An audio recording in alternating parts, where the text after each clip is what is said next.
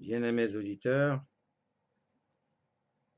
nous vous saluons au puissant nom de notre Seigneur et Sauveur Christ Jésus. Comme nous l'avions annoncé, le thème sur lequel nous allons enseigner aujourd'hui est le baptême. Quel baptême recevoir aujourd'hui? Le baptême, quel baptême recevoir aujourd'hui? Pourquoi nous posons la question sous cette forme? Vous allez le découvrir dans le développement. Et il y a beaucoup de controverses sur ce sujet, le sujet du baptême, et nous voyons que c'est à cause de la méconnaissance des règles d'interprétation, des principes d'interprétation biblique que nous avons étudiés dans notre thème Qu'est-ce que la Bible? Et là, nous avons vu les différentes périodes bibliques et poser la question, est-ce que toute la Bible de Genèse à Apocalypse est destinée à notre application aujourd'hui? Donc, nous voyons que presque toutes les religions qui font partie de ce qui est appelé le christianisme, en dehors du fait qu'ils méconnaissent le vrai Dieu, le seul vrai Dieu et son Fils Jésus-Christ, il y a de l'ignorance sur ce sujet, sur cette division biblique. Et nous avions appuyé cette division, et nous l'avons exprimé de la manière suivante, que Dieu sait toujours ce qu'il dit, quand il le dit, quand c'est la période, à qui il le dit, qui sont les personnes qui sont concernées en cette période-là, ainsi de suite. Comment il le dit et pourquoi il le dit. Donc, la méconnaissance de la division en périodes, en sachant que nous sommes présentement dans la 5e période biblique, qui est la période de la grâce, après la période des évangiles. Il y a la période de la grâce où Dieu fait grâce à toute l'humanité. Ce n'est plus Israël seul qui est considéré comme son peuple, mais toute l'humanité. Dieu nous fait grâce pour que nous devenions ses enfants. Donc, il y a cette ignorance, ce qui fait que les pratiques, nous voyons des gens de certaines religions, soit qui se situent entièrement dans l'Ancien Testament, soit il y a un mélange des deux, ancien et nouveau, soit il se situe uniquement dans les évangiles, sans savoir que les évangiles sont une période transitoire. Jésus-Christ est venu travailler pour rendre disponible la grande période de la grâce. Quand il est venu à Nazareth, quand il est entré dans la synagogue, on lui a donné un livre, le livre d'Ésaïe, Ésaïe 61, mais quand il a lu, en Ésaïe 61, verset 2, il a dit là-bas, année de grâce du Seigneur et un jour de vengeance de notre Dieu. Mais Jésus-Christ s'est arrêté qu'il est venu pour l'année de grâce du Seigneur. Il s'est arrêté là-bas, au milieu du verset de Ésaïe 61. Mais en Luc 16, lui dit qu'il est venu, cette première venue, c'était pour l'année de grâce. Et c'est cette période de la grâce. Tout le travail qu'il a fait, c'est pour rendre disponible la grâce de Dieu pour nous. Et donc, les gens ignorent ça et pratiquent des choses qui ne sont pas de cette période-là. Donc, nous rappelons, il y a cette période, la période du paradis originel, la période des patriarches, patriarcale, celle des patriarches, jusqu'à Moïse, la période qui est la période de la loi non écrite, la période de la loi écrite maintenant, depuis Moïse jusqu'à de Malachie, et la période des évangiles qui est une période transitoire. C'est là où Jésus-Christ est venu œuvrer. Donc, période transitoire, période de Jésus-Christ, pour rendre disponible maintenant cette cinquième période qui a commencé depuis le jour de la Pentecôte, la période de la grâce de Dieu. Et donc, ce qui est destiné à cette période-là, les écrits bibliques, c'est essentiellement à partir du livre des Actes, comment les disciples de Christ ont travaillé après son départ. Donc, logiquement, les évangiles ne font pas partie, ne sont pas directement adressés. Mais l'apôtre Paul nous écrit que tout ce qui a été écrit d'avance l'a été pour notre instruction, pour nous servir d'exemple. Donc, depuis Genèse jusqu'aux évangiles, c'est pour notre instruction, pour nous servir d'exemple, mais ce qui est directement adressé à l'Église de la grâce qui a commencé depuis le jour de la Pentecôte. Ce sont les épîtres à l'Église, l'exemple des apôtres dans le livre des Actes, mais essentiellement maintenant les épîtres à l'Église. Et qui a reçu ces épîtres pour nous? La plupart de ces épîtres, les grandes épîtres, c'est l'apôtre Paul. Et là aussi, les religions, les églises dites du christianisme ignorent la grande œuvre de cet apôtre, de ce grand apôtre qui a reçu. Alors, ils ignorent, ils ne veulent pas savoir, ils ignorent. Jésus-Christ a annoncé quelle est la mission qui est réservée à l'apôtre Paul. Saul d'abord, en acte 9, quand Ananias hésitait à aller vers lui, qu'est-ce que Jésus lui dit? Acte 9, verset 15. Mais le Seigneur lui dit, va, car cet homme est un instrument que j'ai choisi pour porter mon nom devant les nations, devant les rois et devant les fils d'Israël. Vous voyez, une grande mission. Et lui-même, Paul lui-même nous précise, devant le roi Agrippa, en acte 26, quand Jésus-Christ disait, Saul, Saul, pourquoi me persécutes-tu? Verset 15, acte 26, il dit, je répondis, qui es-tu, Seigneur? Et le Seigneur dit, je suis Jésus que tu persécutes. Mais lève-toi et tiens-toi sur tes pieds, car je te suis apparu pour t'établir ministre et témoin des choses que tu as vues et de celles pour lesquelles je t'apparaîtrai.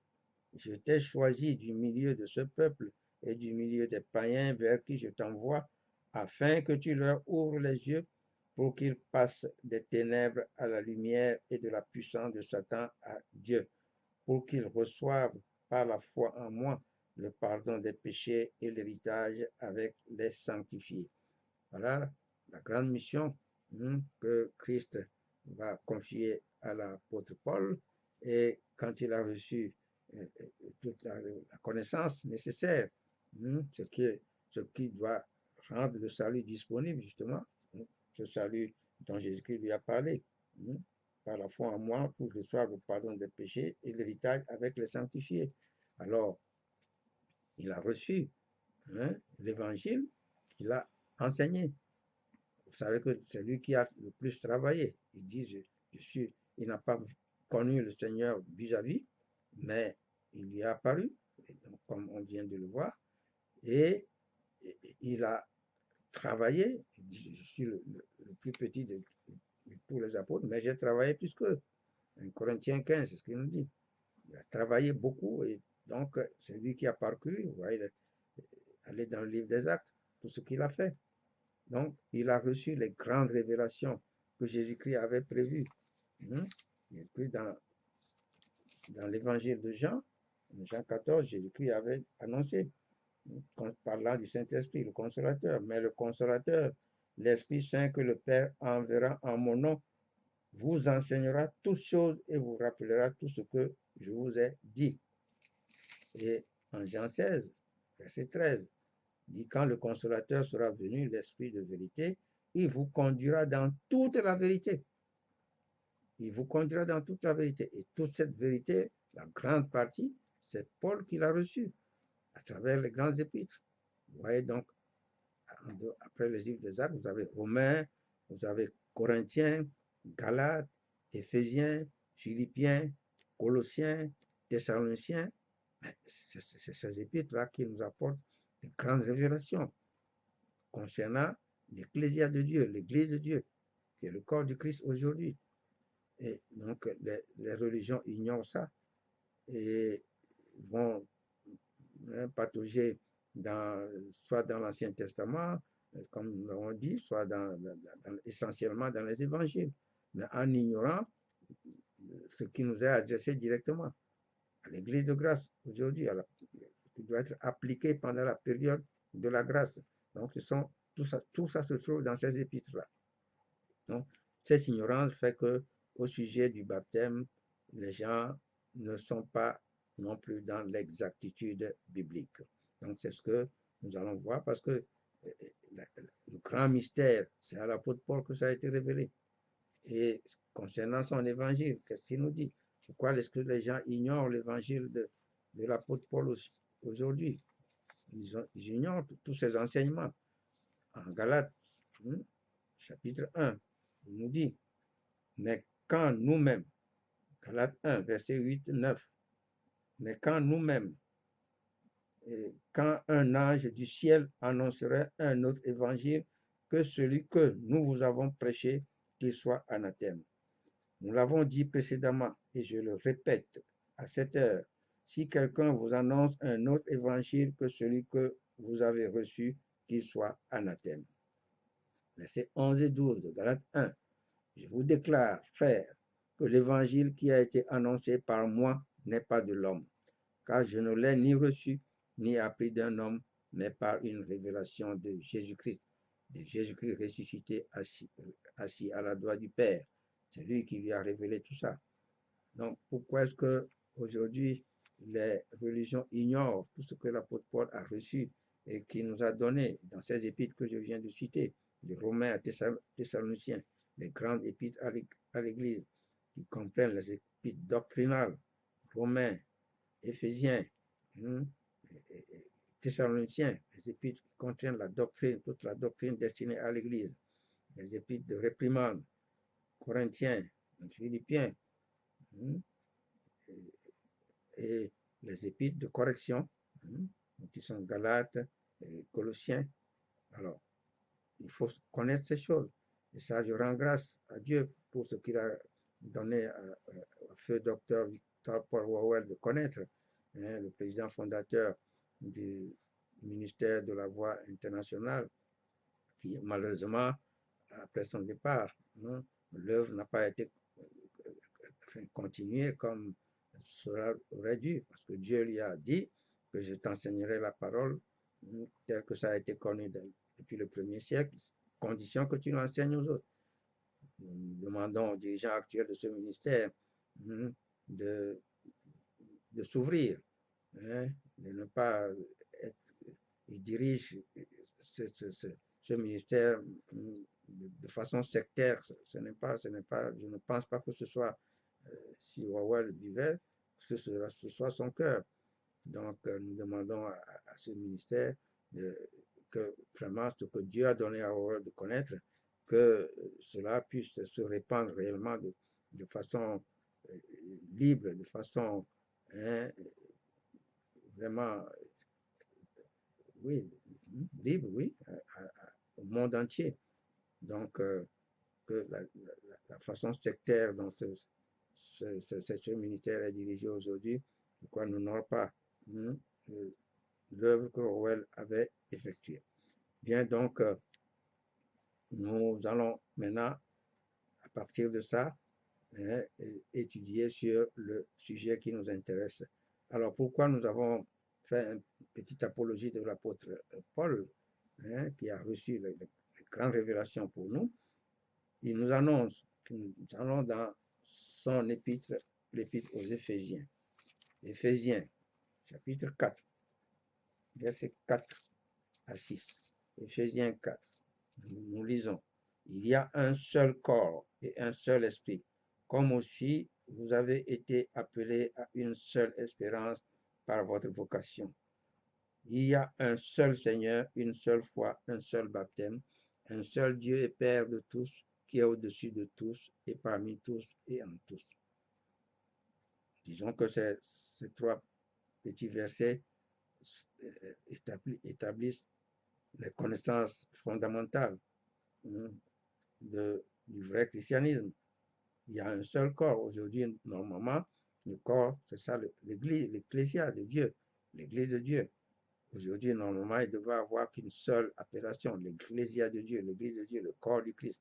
Ce seul corps, et non pas ces multitudes de dénominations religieuses, de religions qui constituent ce qui est appelé le faux christianisme, pas le vrai non plus, qui est une religion, nous l'avons dit, fondée par l'empereur romain Constantin. Ça, c'est le christianisme d'aujourd'hui. Mais le seul corps qui devait exister, malheureusement, n'est plus là en tant que tel. Et tout ce qui est appelé Église aujourd'hui, ce n'est pas ça. Et donc, devrait avoir qu'une seule Église qui est appelée l'Ecclésia de Dieu, qui se trouve dans la Bible. Il y a un seul Seigneur. Le seul Seigneur, comme nous l'avons recommandé aussi aujourd'hui, il ne faut pas appeler le vrai disciple de Christ. N'appelez pas Dieu, Jéhovah, le Père de Christ, notre Seigneur. Notre seul Seigneur, c'est Jésus-Christ. Une seule foi. La foi de Jésus-Christ aussi, qui sauve. La foi qui sauve. Nous avons étudié ça en étudiant la loi de la croyance, des différents types de foi. La foi de Jésus-Christ, c'est ça qui nous sauve. Nous croyons en recevant avec notre cœur, nous croyons avec notre foi, notre propre croyance, mais quand nous croyons correctement, alors nous recevons la foi de Jésus-Christ qui nous donne le salut à 100%. Un seul baptême. Ephésiens 5, il y a un seul Seigneur, une seule foi, un seul baptême. Un seul baptême. C'est là ce qui nous intéresse. L'apôtre Paul nous décrit qu'il y a un seul baptême, un seul Dieu et Père de tous. Alors, nous disons que ces croyances fondamentales ne sont pas établies dans ce qui est appelé le christianisme aujourd'hui. Seul Dieu est Père de tous, Père de Jésus-Christ aussi. Mais aujourd'hui, dans ce qui est appelé le christianisme, vous le savez, il y a Dieu le Père, Dieu le Fils, Dieu le Saint-Esprit. Ce n'est pas ce Dieu-là dont l'apôtre Paul parle ici. Un seul Seigneur, le Seigneur Jésus-Christ, comme il nous l'a annoncé en 1 Corinthiens 8, versets 5 et 6. 1 Corinthiens 8, nous l'avions vu. Allez lire là-bas, il y a concordance parfaite. Il dit là-bas qu'il y a plusieurs dieux, plusieurs seigneurs. Verset 5 il dit comme ça, comme il existe réellement plusieurs dieux, plusieurs seigneurs. Verset 6, néanmoins pour nous, nous qui? L'apôtre Paul faisait partie de quel groupe? Les vrais disciples de Christ, les vrais chrétiens. Néanmoins pour nous, il n'y a qu'un seul Dieu, le Père. Il n'y a qu'un seul Dieu, le Père. Je ne lis pas là, allez voir. Et plus loin, et un seul Seigneur, Jésus-Christ. Donc, le seul Dieu du vrai chrétien, nous l'avons vu, c'est le Père seul, ce n'est pas Père, Fils et Saint-Esprit, et le seul Seigneur, Jésus-Christ. Et le Seigneur n'est pas le Dieu du vrai chrétien. Donc, ça, ce sont des méconnaissances actuelles de ce qui est appelé le christianisme, et donc ce qu'ils ignorent, l'œuvre accomplie, donc ce que l'apôtre Paul nous annonce ici, qu'il y a un seul baptême. Et quel est ce baptême? Donc, nous allons poser la question pour traiter le thème, quel baptême recevoir aujourd'hui? Parce que dans ce qui est appelé le christianisme, le baptême, ce qui est connu le plus sous le nom, l'appellation baptême, c'est le baptême d'eau de Jean. Est-ce que c'est ce baptême que nous devons recevoir aujourd'hui? Est-ce que c'est de ce baptême que parle l'apôtre Paul ici, en disant qu'il y a un seul baptême? Quel est ce seul baptême aujourd'hui? Donc, c'est important. La Bible est là pour nous instruire, nous tous. Le seul baptême disponible aujourd'hui dont l'apôtre Paul parle. Donc, ce que nous devons en savoir. Donc, avant d'aller plus loin, nous allons voir qu'est-ce que le baptême en lui-même d'abord. Le baptême, le mot baptême vient du mot grec baptisma, qui est le résultat de baptismos. Trempage, lavage, ablution. Donc, avant l'arrivée de Jean-Baptiste, c'était les ablutions que Dieu avait recommandé à Moïse de faire par les prêtres, les sacrificateurs, avant d'entrer dans la tente d'assignation. Donc, ils faisaient les ablutions, ils se lavaient les pieds et les mains comme Dieu leur a recommandé. C'est ce que l'islam a retenu jusque-là et que le catholicisme pratique encore d'une autre manière avec l'eau de trempage, pour tremper les doigts dedans, se signer, bien que l'aspersion d'eau sur les croyants, bon, symboliquement, mais les ablutions, ça fait partie donc des prescriptions de Dieu à Israël, aux sacrificateurs. Mais le mot baptême n'a apparu qu'avec l'arrivée de Jean-Baptiste. Donc, Jean-Baptiste est venu et c'est avec lui que le baptême d'eau donc, a été institué et lui-même nous précisait dans quel but Dieu l'avait envoyé pour baptiser d'eau. Donc, dans l'évangile de Jean, au chapitre 1, Jean-Baptiste dit le but de son baptême. Alors, au verset 6, nous savons, il est dit de Jean 1, il y eut un homme envoyé de Dieu, son nom était Jean. Donc, c'est Dieu qui l'a envoyé. Et maintenant, lui-même nous dit au verset 31, parlant de Jésus-Christ qui venait vers lui pour être baptisé par lui, je ne le connaissais pas, mais c'est afin qu'il fût manifesté à Israël que je suis venu baptiser d'eau. C'est afin qu'il fût manifesté à Israël. Voilà le but du baptême de Jean, que je suis venu baptiser d'eau. Et au verset 33, il nous précise maintenant, je ne le connaissais pas, mais celui qui m'a envoyé baptiser d'eau. Donc, il a été envoyé de façon particulière, baptiser d'eau, pour faire manifester Jésus-Christ à Israël. Mais celui qui m'a envoyé baptiser d'eau, celui-là m'a dit, celui sur qui tu verras l'Esprit descendre et s'arrêter, c'est celui qui baptise du Saint-Esprit. Et j'ai vu et j'ai rendu témoignage qu'il est le Fils de Dieu. Donc, voilà, nous allons revenir un peu sur ce témoignage. Mais Jean, dès le départ, nous situe sa mission. Et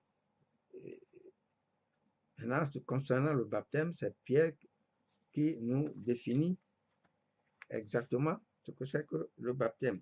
Dans son épître, 1 Pierre 3, au verset 21, première épître de Pierre, au chapitre 3, verset 21, parlant de l'eau du déluge.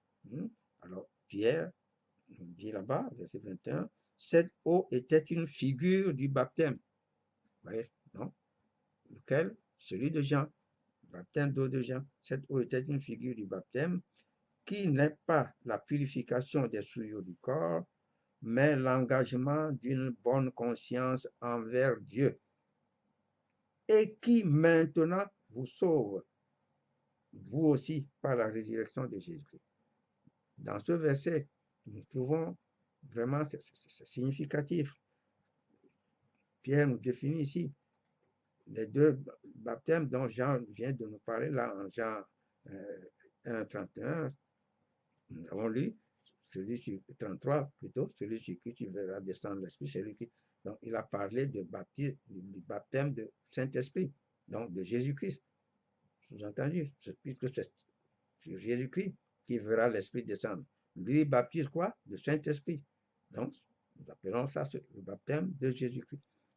Alors, Pierre nous dit ici, le baptême de Jean n'est pas pour la purification des souillures du corps, mais l'engagement d'une bonne conscience envers Dieu. Donc, voilà le but, l'objectif du baptême d'eau de Jean, c'était pour faire engager les Israéliens juifs vers Dieu, pour prendre un engagement, l'engagement d'une bonne conscience envers Dieu. Donc, c'était là le but, c'était pour les préparer pour la venue de celui qui vient après lui. Alors, maintenant, Pierre nous dit, et qui maintenant? Quel est le sens de ce maintenant? Donc, ce n'est plus le baptême, ce n'est plus le baptême de Jean. Celui dont Jean a parlé, celui sur qui tu verras descendre, lui baptise du Saint-Esprit, et qui maintenant vous sauve, vous aussi, par la résurrection de Jésus-Christ. Le baptême de Jean ne peut pas donner le salut. Le baptême de Jean ne peut pas donner le salut. Et c'est le baptême qui sauve maintenant. Donc, nous allons voir. Question posée, quel baptême recevoir aujourd'hui? Quand Paul nous écrit qu'il y a un seul baptême, et même voyons maintenant les différentes acceptions du mot baptême. Donc, il y a le baptême de Jean, c'est bien précisé, et Jésus-Christ l'avait appelé ainsi, le baptême de Jean. Toute la Bible nous dit baptême de Jean, et c'est le baptême d'eau. Le baptême de Jean, c'est le baptême d'eau. Jésus-Christ, en posant la question à ces juifs-là qui étaient venus vers lui, au chapitre 21 de Matthieu, vous trouvez dans tous les autres évangiles, au verset 25, Jésus-Christ posait la question aux principaux sacrificateurs là, les anciens du peuple vinrent, verset 23 dit, Jésus se rendit dans le temple et pendant qu'il enseignait, les principaux sacrificateurs et les anciens du peuple vinrent lui dire, bon, donc c'est à eux, il dit Jésus-Christ leur pose une question, le baptême de Jean, d'où venait-il? Donc, c'est la précision. L'expression baptême de Jean, donc, c'est spécifique. C'est nommément donné. C'est pour le distinguer duquel? De celui dont Jean lui-même nous a parlé tout à l'heure. Celui qui va nous baptiser du Saint-Esprit. Donc, il y a le baptême de Jean et le baptême de Jésus-Christ. Donc, suivez bien la question. Paul nous écrit clairement dans les épîtres adressées à l'Église, les principales épîtres données à l'Église, qu'il a reçues par une révélation de Jésus-Christ. Et c'est ce qu'il a prêché. Alors, il nous dit qu'il y a un seul baptême. S'il nous dit qu'il y a un seul Seigneur, est-ce que c'est faux? Non. Une seule foi qui nous sauve, est-ce que c'est faux? Un seul Dieu et Père de tous, est-ce que c'est faux? Donc, si tout cela est vrai dans le verset 5 d'Éphésiens 4, alors il nous dit aussi qu'il y a un seul baptême, ça ne peut pas être faux. Quel est ce baptême? Est-ce que c'est celui d'eau de Jean ou bien celui du Saint-Esprit de Jésus-Christ? En effet, les différentes acceptions du mot baptême entre le baptême d'eau, le baptême de Jean, dans les évangiles, le baptême du Saint-Esprit et de feu, baptême de repentance, baptême prêché par Jean, dit, le baptême spécial de Jésus-Christ, le baptême au nom de Jésus-Christ, le baptême en Christ. Alors, tout ça là, si vous analysez très bien, vous verrez que ça se résume en ces deux baptêmes. Le baptême d'eau de Jean et le baptême du Saint-Esprit de Jésus-Christ. Le baptême d'eau de Jean et le baptême du Saint-Esprit de Jésus-Christ. Donc, si vous analysez la concordance, vous voyez que le baptême, donc, le baptême de Jean, c'est celui que Jean a pratiqué pour faire manifester Jésus-Christ à Israël. Et nous disons, est-ce que la mission de Jean n'était pas terminée? Est-ce que la mission de Jean continue encore aujourd'hui? Nous croyons encore de notre côté que c'est non. Maintenant, le baptême dont il a parlé là, que celui sur qui il verra descendre l'Esprit, c'est lui qui baptise du Saint-Esprit, c'est le baptême de Jésus-Christ. Donc, entre les deux, lequel est le seul baptême dont l'apôtre Paul nous parle? Mais nous voulons aussi faire comprendre que ce qui est appelé le baptême de repentance, communément, les gens confondent, ils croient que c'est le baptême de Jean qui est appelé le baptême de repentance. Non, les évangiles nous annoncent, en Matthieu d'abord, que Matthieu chapitre 3, verset 7, déjà nous dit, mais voyant venir à son baptême, vous voyez le baptême de Jean, beaucoup de pharisiens et de sadducéens, il leur dit, donc, vous voyez, il précisait son baptême, le baptême de Jean. Verset 11 de Matthieu 3. Moi, je vous baptise d'eau pour vous amener à la repentance. Ouais. Donc, Jean ne faisait pas le baptême de repentance. Il dit pour vous amener à la repentance. Matthieu 3, 11. Et en Marc 1, verset 4, il dit, Marc 1, 4, Jean parut baptisant dans le désert et prêchant le baptême de repentance pour la rémission des péchés. Donc, le baptême de repentance donne la rémission des péchés. Le baptême d'eau de Jean ne peut pas donner la rémission des péchés. Et prêchant le baptême pour la rémission des péchés. Nous verrons que quand Pierre, le jour de la Pentecôte, les Juifs lui ont demandé, hommes frères, que ferons-nous? Oui, Pierre leur répond, acte 1, acte 2, 38, repentez-vous et que chacun de vous soit baptisé au nom du Seigneur Jésus, au nom de Jésus, et vous recevrez quoi? Le pardon, la rémission de vos péchés. Donc, le baptême de Jean ne peut pas donner la rémission des péchés. Donc, le baptême de Jean n'est pas le baptême de repentance. Communément, c'est écrit comme ça. Et évidemment, la traduction à certains passages fait croire aussi à ça. Donc, Le baptême d'eau de Jean n'est pas le baptême de repentance. Et il a prêché le baptême de repentance. Il faut distinguer aussi entre le baptême que Jean a prêché et le baptême qu'il a fait. Il faisait son baptême, qui est l'engagement d'une bonne conscience envers Dieu. Hein, c'est le baptême d'eau, par immersion. Mais il prêchait le baptême que Christ va venir faire. C'est pour ça que son témoignage nous est capital, pour ce qu'il a témoigné. Donc, retenons clairement, si vous faites l'étudier dans les évangiles, vous faites le baptême spécial de Jésus-Christ, c'est sa mort et sa résurrection. Quand celui qui reçoit le vrai baptême de Jésus-Christ, reçoit aussi celui-là. C'est ce qu'il a dit au fils de Zébédée. Est-ce que vous pouvez boire la coupe que je vais boire? Il a reconnu que oui, ils recevront son baptême. C'est ça, c'est son baptême spécial, qui est sa mort, sa résurrection, comme Romains 6 nous le dit. Tous qui avons été baptisés en Christ, c'est en sa mort et en sa résurrection que nous avons été baptisés. Donc, c'est ça son baptême spécial. Tout, dit l'analyse, fait revenir à deux baptêmes. Le baptême d'eau de Jean et le baptême de Jésus. Maintenant, pour répondre à notre question, entre les deux là, à vous-même de percevoir, dire, mais lequel recevoir? Et analysons les témoignages de Jean-Baptiste dans les évangiles. Nous commençons par Matthieu. Matthieu, chapitre 3, versets 1 et 2, et puis versets 11 à 15. En Matthieu, il est écrit, versets 1 et 2. En ce temps-là parut Jean-Baptiste prêchant dans le désert de Judée, et il disait, repentez-vous, car le royaume des cieux est proche. Plus loin, à partir du verset 11 à 15. Moi, je vous baptise d'eau pour vous amener à la repentance. Voyez? Mais celui qui vient après moi est plus puissant que moi, et je ne suis pas digne de porter ses souliers. Lui, il vous baptisera du Saint-Esprit et de feu. Alors, Jésus vint de la Galilée au Jourdain vers Jean pour être baptisé par lui.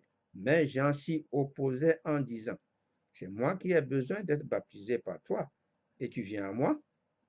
Jésus lui répondit, laisse faire maintenant, car il est convenable que nous accomplissions ainsi tout ce qui est juste. Et Jean ne lui résista plus. Analysez cette situation. Donc, Jésus allait vers Jean. D'abord, avant cela, Jean dit, moi je vous baptise d'eau. Donc, il précise bien ce qu'il fait. Pour vous amener quoi? À la repentance. Voilà le but. Mais celui qui vient après moi est plus puissant que moi. Et il précise son baptême. Lui, il vous baptisera du Saint-Esprit et de feu. Voilà les deux baptêmes qui sont précisés par Jean. Analysez-vous vous-même. Nous sommes en train d'étudier entre les deux baptêmes lequel recevoir. Maintenant, Jésus va recevoir le baptême de Jean et Jean lui résiste et dit, mais c'est moi qui ai besoin. Pourquoi? C'est par révélation. Jean a vu que le baptême de Jésus-Christ est meilleur au sien. Donc, il dit, mais Jean s'y opposait en disant, c'est moi qui ai besoin d'être baptisé par toi. Mais Jean ne savait pas que Christ devait accomplir. Et Jésus-Christ utilise ici le mot accomplir. Il est convenable que nous, toi et moi, nous accomplissions. Jean était la fin de la loi. Jésus-Christ l'a dit, Luc 16, 16. La loi et les prophètes ont subsisté jusqu'à Jean. Jean est le dernier prophète de la période de la loi. C'est ce que je dis, la méconnaissance des périodes bibliques, des administrations bibliques.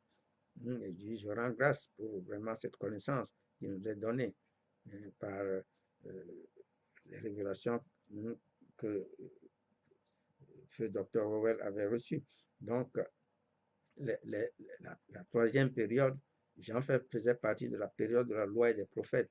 Jésus-Christ l'a annoncé clairement. La loi et les prophètes ont subsisté jusqu'à Jean. Et le royaume des cieux est maintenant annoncé à partir de lui maintenant. Il annonce le royaume. Donc, Jean n'a pas vu la disponibilité, n'a pas reçu le Saint-Esprit en lui, le jour de la Pentecôte. Il n'a pas vu le jour de la Pentecôte. Donc, voilà le témoignage et de Jean-Baptiste, qui est clair, qui parle de deux baptêmes et qui, lui, cherche à recevoir celui de Jésus-Christ. Nous allons répondre pourquoi est-ce que Jésus-Christ a reçu le sien, est venu vers lui pour recevoir le sien. Jésus-Christ doit travailler, a travaillé dans les évangiles pour rendre disponible la promesse de Dieu. Et ça, il faut percevoir ça. Tout ce que nous avions étudié, il faut revoir. Qui est le Saint-Esprit? Qu'est-ce que le Saint-Esprit? Et s'agissant de qu'est-ce que le Saint-Esprit, la puissance de Dieu, nous avions vu que Dieu avait fait la promesse à Israël, mais ensuite à l'humanité tout entière, dans le livre de Joël. Joël 2, 28, 29. En ce jour-là, je répandrai de mon esprit sur toute chair. Et Jésus-Christ a travaillé pour rendre cela disponible. Donc, c'est pourquoi est-ce que Jean dit que c'est lui qui baptise du Saint-Esprit. Donc, ayez de l'intelligence, mes chers amis. Rien ne nous est révélé au hasard. Si l'apôtre Paul nous révèle en Éphésiens 4, 5 qu'il y a un seul baptême dans la période de la grâce où nous vivons aujourd'hui, posez-vous la question, quel est ce baptême par rapport au baptême d'eau de Jean et maintenant le témoignage que Jean lui-même apporte par rapport au baptême de Jésus-Christ. Nous allons dans l'évangile de Marc, Marc 1, verset 4. Je l'ai lu tout à l'heure. Jean parut baptisant dans le désert et prêchant le baptême de repentance pour la rémission des péchés. C'est ce qu'il prêchait. Et alors, la suite, verset 7 à 8, il prêchait disant, donc, vous voyez, le baptême que Jean prêche, ce n'est pas le baptême qu'il faisait. Il faut faire la différence. Il prêchait le baptême de repentance pour la rémission des péchés. Son baptême ne peut pas donner la rémission des péchés. Son baptême n'est pas le baptême de repentance. Il prêchait disant, il vient après moi celui qui est plus puissant que moi, et je ne suis pas digne de délier en me baissant la croix de ses souliers. Moi, je vous ai baptisé d'eau, passé composé. Moi, je vous ai baptisé d'eau. Lui, il vous baptisera du Saint-Esprit. Quel baptême recevoir aujourd'hui? Le baptême. Quel baptême recevoir aujourd'hui? Éphésiens 4, 5. Il y a un seul baptême. Donc, Jean parle de son baptême au passé. Il parle de celui de Jésus-Christ dans l'avenir. Lui, il vous baptisera. Ce n'était pas encore rendu disponible. Comprenez, mes chers amis, mes chers auditeurs, nous disons, nous ne sommes pas là pour critiquer, nous ne sommes pas là, c'est pour vous enseigner la vérité qui sauve. Vous connaîtrez la vérité vous affranchira, la vérité qui donne le salut réel. Ce n'est pas pour critiquer des religions. Les religions ne vous conduisent pas là où vous voulez aller. Vos religions ne vous conduisent pas. Quel baptême recevoir aujourd'hui? Le vrai baptême qui sauve. Poursuivons. Luc chapitre 3, verset 2, 4. La parole de Dieu fut adressée à Jean, fils de Zacharie, dans le désert, et il alla dans tout le pays des environs du Jourdain, prêchant le baptême de repentance pour la rémission des péchés. Luc dit la même chose. Prêchant, le baptême qu'il prêchait, ce n'est pas le baptême qu'il faisait. Prêchant le baptême de repentance pour la rémission des péchés. Selon ce qui est écrit dans le livre des paroles d'Ésaïe, le prophète. Ensuite, plus loin, comme le peuple était dans l'attente et que tous se demandaient en eux-mêmes si Jean n'était pas le Christ, il leur dit à tous, moi je vous baptise d'eau, mais il vient celui qui est plus puissant que moi, et je ne suis pas digne de délier la courroie de ses souliers. Lui, il vous baptisera du Saint-Esprit et de feu. Vous voyez ça? Entre les deux baptêmes, lequel vous choisissez. À vous de voir. À vous de voir. Le plus grand, entre le plus grand et le plus petit, qui est mort, qui a accompli sa mission, qui est envoyé par Dieu pour faire révéler Christ à Israël, pour les amener vers la repentance, à s'engager pour la repentance, lequel, entre les deux baptêmes, celui de Jean et celui de Jésus-Christ, lequel recevoir aujourd'hui. Jean, dans l'évangile de Jean, au chapitre 1, versets 19 et 20, 24, 27 et 32, 34. C'est lui qui nous développe davantage. Il dit, voici le témoignage de Jean lorsque les Juifs envoyèrent de Jérusalem des sacrificateurs et des Lévites pour lui demander, toi, qui es-tu? Il déclara, et ne le nia point, il déclara qu'il n'était pas le Christ. Plus loin, versets 27, 24, 27. Ceux qui avaient été envoyés étaient des pharisiens. Ils lui firent encore cette question. Pourquoi donc baptises-tu si tu n'es pas le Christ, ni Élie, ni le prophète? Jean leur répondit, moi je vous baptise d'eau, mais au milieu de vous, il y a quelqu'un que vous ne connaissez pas, qui vient après moi. Je ne suis pas digne de délier la courroie de ses souliers. Versets 32, 34. Jean rendit ce témoignage. J'ai vu l'Esprit descendre du ciel comme une colombe et s'arrêter sur lui. Je ne le connaissais pas, mais celui qui m'a envoyé baptiser d'eau, celui-là m'a dit, celui sur qui tu verras l'Esprit descendre et s'arrêter, c'est celui qui baptise du Saint-Esprit. Et j'ai vu et j'ai rendu témoignage qu'il est le Fils de Dieu. Alors, tirez vous-même, tirez la conclusion vous-même entre les deux baptêmes, celui de Jean, celui d'eau de Jean. Et c'est ça qui est pratiqué de par le monde entier aujourd'hui, par les religions du christianisme. Le témoignage de Jean est clair. Donc, à travers ce témoignage que les 4 évangélistes nous ont donné un récit, nous ont raconté. Jean reconnaît que son baptême, d'abord, a un but, et ce but était atteint. Il a rempli sa mission, il est mort avec, mais il nous parle d'un baptême futur. Et ce baptême, il précise qui va le faire. Jésus-Christ est-il vivant aujourd'hui?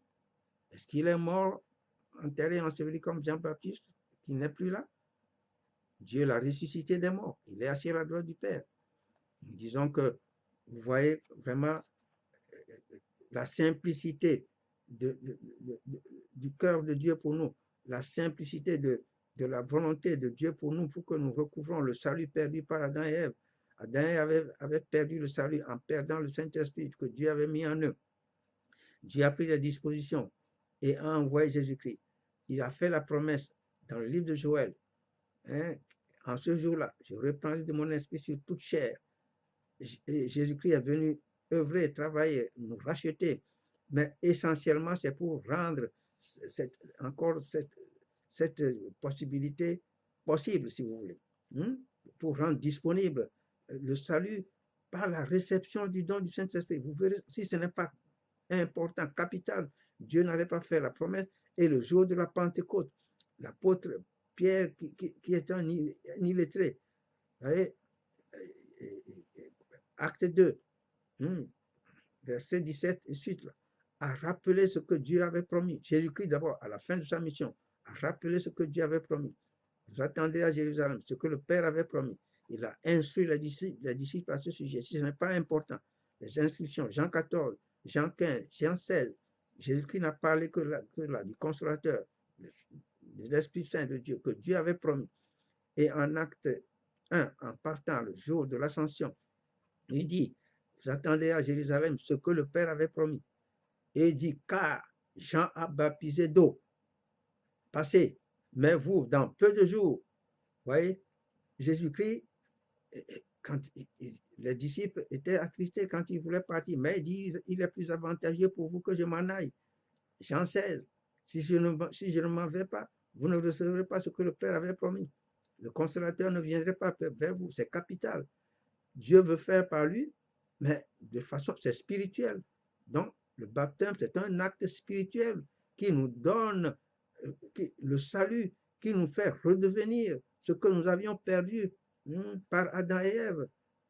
Dieu, si nous ne naissons pas de Dieu, alors nous ne pouvons pas être ses enfants. Vous voyez l'importance de la nouvelle naissance dont nous avions parlé pour chaque être humain. Jésus-Christ enseigne là-dessus. Si un homme ne naît de nouveau, et il a dit, la nouvelle naissance, c'est de naître de l'esprit. Vous voyez l'importance de tout ça. Je dis, le cœur de Dieu pour nous, c'était merveilleux. Mais le diable a tout cafouillé, a mélangé tout dans l'intelligence des gens, dans ce qui est appelé les religions aujourd'hui. Alors que c'est la simplicité. Jésus-Christ a travaillé pour rendre ça disponible. Et donc, le jour de la Pentecôte, la promesse de Dieu s'est réalisée et continue pendant cette ère de la grâce. d'être disponible pour tout ce qui fait redevenir enfant de Dieu. Mes chers amis, vous voyez que être un vrai disciple de Christ, être un vrai adorateur de Dieu, avec son Saint-Esprit en toi, n'est pas une question de religion. C'est aussi simple que ça. Mais il faut avoir la bonne connaissance, être instruit correctement. Et c'est cette instruction, disons, que nous vous donnons. Donc, vous voyez, le témoignage de Jean-Baptiste, et c'est clair que le baptême que chaque être humain, mais non pas chaque être humain, non pas chaque chrétien, c'est quand on reçoit ce baptême qu'on devient chrétien. Parce que Jésus-Christ, hein, le jour de l'ascension, en Marc 16, hein, en partant, vous voyez, tout est clair dans la parole, le lien. Quand il envoyait les disciples, verset 15, puis il leur dit, allez par tout le monde et prêchez la bonne nouvelle à toute la création. Celui qui croira et qui sera baptisé de son baptême à lui. Donc, il n'est pas là. C'est pour ça que le baptême ne peut pas être fait comme Matthieu 28, 19 nous le dit. Et tout ce qui, et ça aussi, d'abord, les religions font le baptême d'eau de Jean avec cette formule baptismale au nom du Père, du Fils et du Saint-Esprit, qui est erronée, qui vient du Dieu idole là, les conciles de Nicée de Constantinople. Mais ici, si nous analysons bien Marc 16, celui qui croira, la bonne nouvelle, c'est celle-là qu'il a révélée à l'apôtre Paul, que Paul a prêché. Et c'est celle que nous prêchons. Et Paul a dit en 2 Corinthiens 4, versets 3 et 4, si notre évangile est voilé, il est voilé pour ceux qui périssent, pour les incrédules dont le Dieu de ce siècle a aveuglé l'intelligence, afin qu'ils ne vissent pas briller la splendeur de l'évangile de gloire, l'évangile de gloire de Christ, qui est l'image de Dieu. Ne lisons pas. Donc, voyez-vous ça? L'évangile de l'apôtre Paul, c'est le même évangile, c'est ce qui a été révélé au docteur Howell, c'est ce que nous prêchons, c'est le même évangile, c'est l'évangile de salut. Celui qui croira qu'il sera baptisé du vrai baptême, du baptême du Saint-Esprit, du baptême de Jésus-Christ, le seul baptême valable aujourd'hui, sera sauvé. Le baptême qui va sauver, ce n'est pas le baptême d'eau de Jean. Et Pierre nous a dit, 1 Pierre 3, 21, et qui maintenant vous sauve. Le baptême qui sauve maintenant par la résurrection de Jésus-Christ, c'est le baptême du Saint-Esprit, le baptême de Jésus-Christ. Le baptême d'eau de Jean ne peut pas vous donner le salut. Mais celui qui ne croira pas sera condamné. Voici les miracles qui accompagneront ceux qui n'ont cru en mon nom.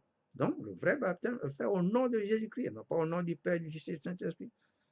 Parce qu'il n'est plus physiquement là, mais Dieu lui a donné l'autorité. Quand nous recevons, c'est l'Esprit de Christ en nous, l'Esprit de Dieu en Christ en nous. C'est le même Esprit. Donc, c'est ça le Christ en nous. Donc, au nom de Jésus-Christ, le baptême est fait, le vrai baptême, il n'est pas là. Nous avons la procuration en son nom. C'est ça la force, la puissance spirituelle. Le baptême est spirituel, ce n'est pas quelque chose de physique. Donc, tout le monde aujourd'hui court, on va soit par immersion, soit par aspersion, soit par n'importe quoi, baptême d'eau de Jean, ce baptême ne peut pas vous sauver. Chers amis, c'est l'essentiel de notre message. Quel baptême recevoir aujourd'hui? Soyez intelligents. La Bible nous instruit correctement. Donc, la question est posée.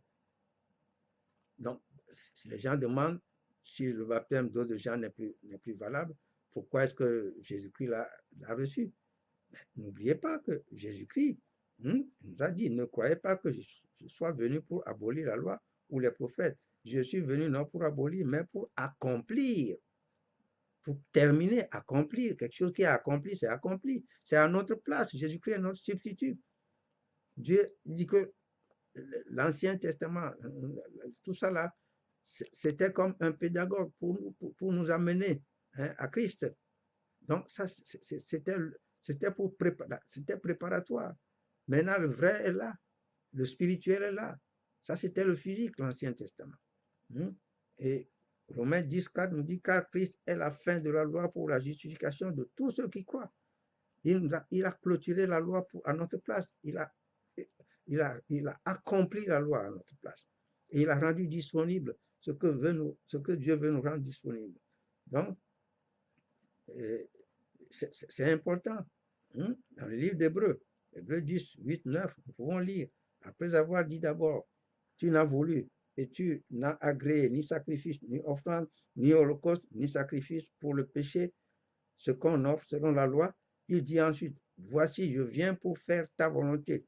Il abolit ainsi la première chose pour établir la seconde, la nouvelle alliance. Il nous a rendu disponible pour la nouvelle alliance pour la rémission des péchés, le sang de la nouvelle alliance. Donc, quel baptême recevoir aujourd'hui? C'est clair pour nous et toute la Bible nous instruit là-dessus. Posez-vous la question. Dans le livre des Actes, Acte 19, quand Apollos avait instruit les gens d'Éphèse, alors nous allons lire Acte 25, Acte 18 et Acte 19. Acte 18, à partir du verset 25, je crois, verset 24, 26, et puis 19, nous allons lire 1 à 7. Alors, Acte 18 d'abord. Un juif nommé Apollos, originaire d'Alexandrie, homme éloquent et versé dans les Écritures, vint à Éphèse. Il était instruit dans la voie du Seigneur et fervent d'esprit.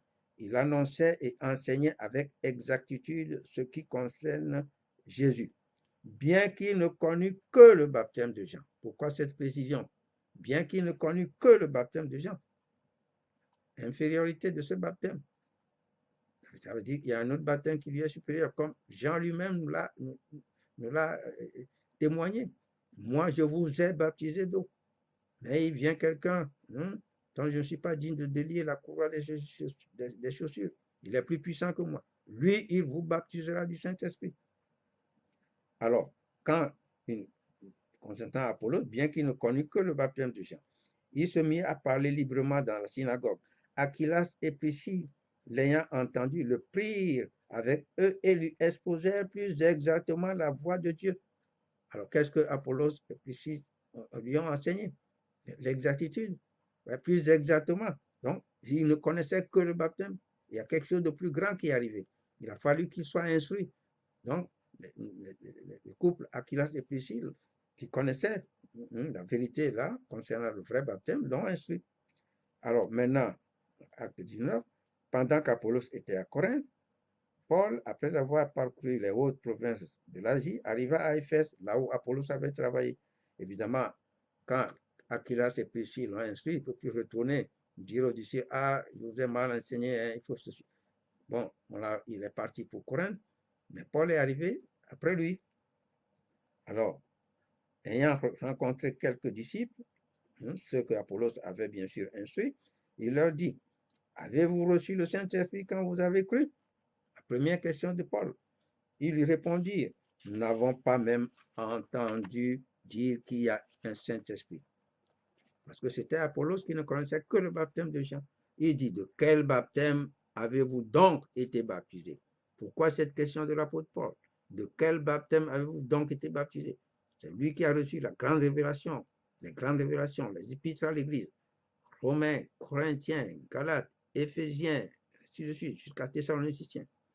Ils répondirent, du baptême de Jean. Alors Paul dit, Jean a baptisé du baptême, ici dans lui second, c'est mal traduit, pas de repentance, pour la repentance. C'est ça la tradition qui induit les gens en erreur. Il n'a pas baptisé du baptême de repentance, non, du baptême pour la repentance, disant au peuple de croire en celui qui venait après lui, c'est-à-dire en Jésus. Sur ces paroles, ils furent baptisés au nom du Seigneur Jésus. Lorsque Paul leur eut imposé les mains, le Saint-Esprit vint sur eux et ils parlaient en langue et prophétisaient. Ils étaient en tout environ 12 hommes. Vous voyez l'exactitude de la parole de Dieu? Quel baptême recevoir aujourd'hui? Si le baptême de Jean que Apollos avait fait à ses disciples était le bon, était le valable, pourquoi est-ce que Paul va leur faire un autre? Les deux ne sont pas nécessaires. Aujourd'hui, les gens répondent, il faut les deux. L'apôtre Paul a reçu la grande révélation, il y a un seul baptême. Il y a un seul Seigneur, une seule foi, un seul baptême. aujourd'hui, dans l'ère de la grâce, c'est ce que vous me connaissez, les 7 divisions périodiques, la période paradisiaque à l'origine, qui est fermée, qui n'existe plus. Le paradis n'existe plus. Le paradis était sur terre, Dieu l'a fermé comme la Bible le dit. Période des patriarches, la période de la loi et des prophètes, la période des évangiles, la période de l'église de grâce. Ensuite viendra la période de l'Apocalypse. Ensuite, Dieu va rétablir le paradis, la période du paradis final, les 7 périodes bibliques. Donc, c'est comme ça que la Bible est divisée. Nous sommes dans cette période de la grâce. Dieu nous fait grâce aujourd'hui. Il suffit de croire en lui, le seul vrai Dieu, de croire en son Fils Jésus-Christ. Et alors, tout ce que Dieu nous a donné à travers lui, de recevoir le baptême de Christ. Et à ce moment-là, alors nous recevons le don de Dieu en nous. Nous pouvons devenir ses enfants véritables. Donc, si le baptême que Apollos avait fait à ses disciples était valable, Paul n'allait pas leur refaire le baptême, le vrai, celui de Jésus-Christ. Donc, nous allons étudier dans la prochaine en quoi consiste ce baptême. C'est ça qui est la nouvelle naissance dont Jésus-Christ a enseigné. La nouvelle naissance, si un homme ne naît de nouveau, il nous a dit que naître de nouveau, c'est naître du Saint-Esprit, c'est recevoir son baptême à lui, c'est ce baptême qui sauve. C'est ce baptême qui sauve, c'est ce baptême qui nous fait redevenir enfants de Dieu, fils de Dieu. Et Dieu l'a témoigné, Dieu nous l'a montré par Jésus-Christ lui-même. Donc, les phénomènes qui sont produits. D'abord, donc, au baptême de Jean, reconnaissez bien, ce n'est pas le baptême de Jean qui a donné le Saint-Esprit, qui a oint Jésus-Christ. Il est bien dit là-bas que dès que Jésus eut été baptisé, il sortit de l'eau. Et voici les cieux s'ouvrir. Et il vit l'Esprit de Dieu descendre comme une colombe et venir sur lui. Et voici une voix fit entendre des cieux ces paroles. Celui-ci est mon Fils bien-aimé en qui j'ai mis mon affection. Donc, pourquoi Jésus-Christ a reçu le baptême de Jean? Je l'ai déjà dit, c'est à notre place. C'est pour clôturer ça. Donc, nous n'avons plus besoin de ce baptême. Mais Dieu vraiment nous témoigne que maintenant, ce baptême aussi, c'est fini. Et il faut un autre baptême, c'est son onction. Donc, c'est le premier Fils de Dieu, oint par Dieu lui-même, Jésus-Christ. Il a oint pour nous montrer que c'est comme ça. Et c'est à ce jour-là que Dieu a témoigné qu'il est son Fils. Avant l'onction, il était charnellement seulement Fils de Dieu, par sa naissance de Marie. Parce que c'est Dieu qui a veillé à ce que Marie soit enceinte. Mais c'est le jour de son onction, maintenant que Dieu a déclaré publiquement, voici mon Fils bien-aimé. Maintenant, c'est ça, Jésus-Christ, qui est corps, âme et esprit, avec l'Esprit de Dieu, en lui, sur lui, entièrement revêtu de la puissance de Dieu. Et Dieu a déclaré qu'il est son Fils. Donc, de la même manière, tant que vous ne recevrez pas le vrai baptême, celui de Jésus-Christ, qui est le baptême du Saint-Esprit, et que vous ne recevrez pas le don de Dieu en vous, vous ne serez pas fils de Dieu. Dieu veut nous montrer par là que c'est ceux qui reçoivent son Saint-Esprit, qui sont ses enfants, qui sont ses héritiers aussi. Donc, le vrai baptême à partir de là, et qui n'a été rendu disponible que le jour de la Pentecôte, parce que ce n'était pas disponible. Donc, ceux qui croient, Jésus-Christ n'avait pas donné. Dans l'évangile de Jean, il souffla sur eux, disant, recevez le Saint-Esprit. Nous allons voir ça. Jésus-Christ ne pouvait pas donner, parce que c'est le Père qui donne. Il devrait aller vers le Père pour recevoir et envoyer. Donc, c'est pour ça que le jour de son départ, il a dit, car Jean a baptisé d'eau, mais vous, dans peu de jours, vous serez baptisés du Saint-Esprit. Donc, le vrai baptême qui fait de nous des fils de Dieu aussi, donc c'est celui de Jésus-Christ. Car vous êtes tous fils de Dieu par la foi en Jésus-Christ, la foi de Jésus-Christ. Vous tous qui avez été baptisés en Christ, vous avez revêtu Christ. Donc, c'est ça qui nous fait devenir enfants de Dieu. Ça, c'est Galates 3, 26, 27 que je viens de lire. Le jour de la Pentecôte, le baptême de Jésus-Christ appelé le baptême du Saint-Esprit et de feu. Pourquoi? Parce que le Saint-Esprit est considéré comme le feu de Dieu. C'est le feu purificateur de Dieu. Donc, le jour de la Pentecôte, il dit, ils étaient tous ensemble dans le même lieu. Tout à coup, il vint du ciel un bruit comme celui d'un vent impétueux. Le Saint-Esprit est souvent comparé au vent et au feu. Et il remplit toute la maison où ils étaient assis. Des langues semblables à des langues de feu leur apparurent séparées les unes des autres et se posèrent sur chacun d'eux. Et ils furent tous remplis du Saint-Esprit, le don de Dieu, et se mirent à parler en d'autres langues selon que l'Esprit, Dieu, leur donnait de s'exprimer. Donc, ce phénomène, Dieu veut nous faire voir. C'est ça que Jean-Baptiste a appelé le baptême du Saint-Esprit et de feu. C'est le feu de Dieu, le feu purificateur, le feu dévorant de Dieu pour tout ce qui est négatif. Donc, le vent signifie la présence manifeste mais invisible de cette puissance de Dieu. Et le feu nous montre sa force purificatrice et destructrice sur l'effort du mal. Donc, c'est ça l'appellation baptême du Saint-Esprit de feu.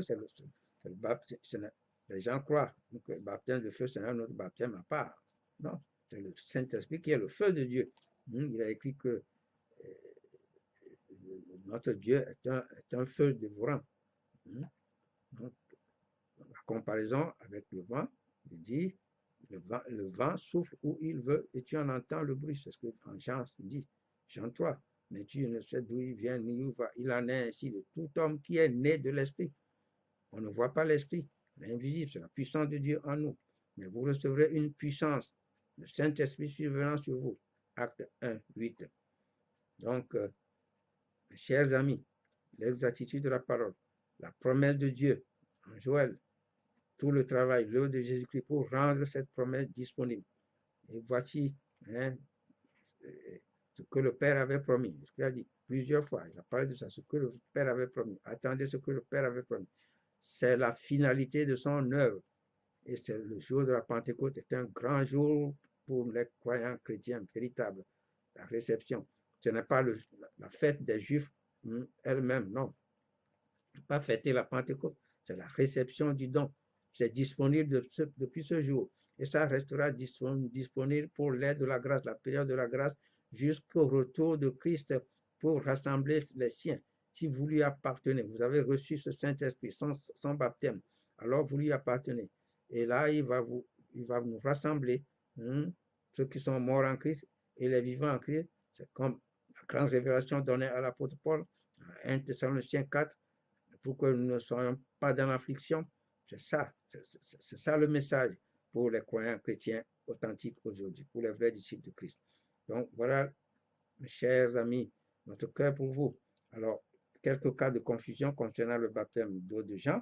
C'est normal, quand il y a un changement immédiatement, les gens ne peuvent pas percevoir le changement. Les gens répliquent concernant bon, pour Jésus-Christ lui-même, nous l'avons déjà dit, lui, il a accompli la loi à notre place. Jean fait partie de la loi. La loi et les prophètes ont subsisté jusqu'à Jean. Jésus-Christ a reçu le baptême de Jean pour clôturer la loi à notre place. Donc, s'agissant du cas de l'eunuque éthiopien, en acte 8, 26-39, avec Philippe, le diacre Philippe, ben, c'est normal.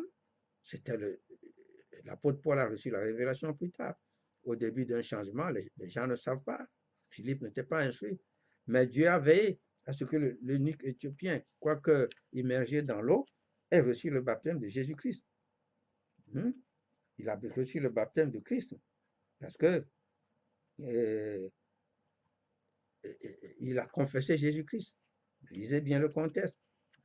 Verset 36 de Jean 8, il dit que il croit que Jésus-Christ est le Fils de Dieu. Et Jean nous écrit ça, celui qui croit et Jésus-Christ est le Messie, le Fils de Dieu, alors il a Dieu en lui et Christ en lui. Donc Dieu a veillé à ce que cet unique Éthiopien-là, quoiqu'il ne connaissait aussi que le baptême d'eau, c'est normal, le changement n'était pas encore établi. De même pour l'apôtre Pierre, dans la maison de Corneille, Pierre ne connaissait, la révélation n'était pas encore donnée à l'apôtre Paul concernant le seul baptême valable. Néanmoins, là aussi, comme Jésus-Christ leur avait dit, car Jean a baptisé d'eau, mais vous, dans peu de jours, vous serez baptisés du Saint-Esprit, Pierre s'est rappelé et n'a pas fait faire le baptême d'eau à la famille de Corneille. Parce que, analysons hein, les récits, et nous verrons, si nous analysons le récit de Pierre, alors il a bien sûr dit, en Acte 10, verset 47, alors Pierre dit, peut-on refuser l'eau du baptême à ceux qui ont reçu le Saint-Esprit aussi bien que nous? Donc, Pierre, ayant vu la famille de Corneille recevoir le Saint-Esprit, avait pensé au baptême, a pensé au baptême d'eau de Jean, mais il ne l'a pas fait, puisque après, en Acte 11, dans le récit, verset 16, il dit, et je me souviens de cette parole du Seigneur Jésus. Jean a baptisé d'eau, mais vous serez baptisés du Saint-Esprit. Et il ordonna qu'ils fussent baptisés au nom du Seigneur. Donc, c'est ce qui est écrit. Donc, Pierre a pensé, mais après il s'est ressaisi. Il n'a pas fait faire le baptême d'eau à la famille de la maison de la famille de Corneille. Donc, quoi qu'il en soit, c'était le début du changement. Et il a écrit là-bas qu'il y a beaucoup de Juifs qui ont cru, mais ils sont tous zélés pour la loi. Nous avons vu le cas d'Apollos en Acte 18, qui ne connaissait que le baptême de Jean. Donc, ce n'était pas encore établi. Tout le monde n'était pas encore instruit. C'est Aquilas et Priscille qui l'ont instruit. Il est allé à Corinthe, il a été encore plus utile, donc, pour les disciples. Donc, voyez l'exactitude de la parole de Dieu. Chers amis, quel baptême recevoir aujourd'hui? Cherchez le vrai baptême, le seul baptême valable. L'apôtre Paul n'a pas menti, il y a un seul baptême. Et quand un grand vient, le petit disparaît. Quand un ministre va pour préparer l'arrivée d'un président de la République en un lieu donné, quand le ministre a fini sa mission préparatoire, quand le président vient, on ne reprend plus le travail que le ministre avait fait. Le président fait son œuvre. C'est ça, c'est la même chose pour Jésus-Christ et Jean. Jean-Baptiste a préparé le terrain pour Jésus-Christ. Jésus-Christ est venu. C'est son baptême qui est valable aujourd'hui. C'est lui qui est vivant, qui depuis, en son nom, nous pouvons recevoir le vrai baptême, celui du salut et être sauvés. C'est le vœu de notre cœur pour vous. Chercher ce baptême. Et tous nos enseignements vont dans ce sens. Nous vous conseillons, c'est la croyance qui établit. C'est la croyance qui donne toutes choses venant de Dieu. Donc, étudier tout ce que nous enseignons, nos enseignements, c'est fait dans ce but, c'est intentionnel. Qu'est-ce que la Bible? Revoyez ça entièrement, réécoutez, asseyez-vous, étudiez. Qui est le vrai Dieu? Connaissez-le et établissez-vous en sa connaissance. Qui est le vrai Jésus-Christ? Établissez-vous en cette connaissance. Qui est le Saint-Esprit? Qu'est-ce que le Saint-Esprit? Tout ce que nous étudions.